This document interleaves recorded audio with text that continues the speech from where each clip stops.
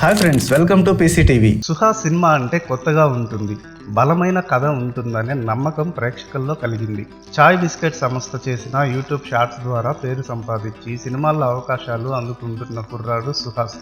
అయితే తన లుక్స్ చూస్తే కామెడీ, క్యారెక్టర్ రోల్స్ ఓకే, కానీ హీరోగా సూట్ అవుతాడని ఎవరు అనుకోరు. కానీ లుక్స్ కంటే పర్ఫార్మెన్స్ ద్వారా ప్రేక్షకులను మెప్పించి తనకంటూ సొంత ఫాలోయింగ్ సంపాదించాడు సుహాస్.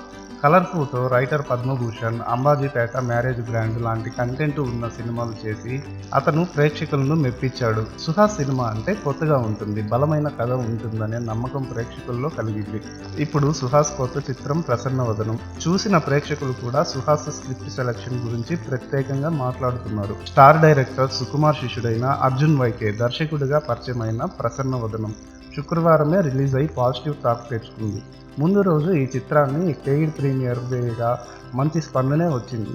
ఉదయం మార్నింగ్ షోల నుంచి కూడా మంచి టాకే వచ్చింది.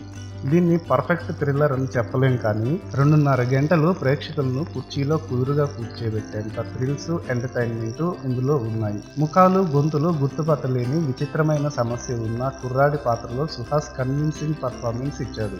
ఈ పాయింట్ చుట్టూ ఇంట్రెస్టింగ్ క్రైమ్ థ్రిల్లర్ స్క్రీన్ ప్లేతో సినిమాను నడిపించాడు దర్శకుడు.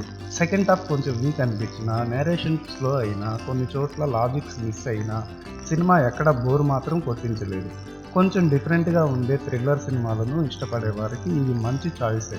సుహాస్ సినిమా అంటే కంటెంట్ ఉంటుందనే నమ్మకంతో థియేటర్లకి జనం బాగానే వస్తున్నారు. అలా వస్తున్న వారిని నిరాశపరిచే సినిమా అయితే కాదు ఇది.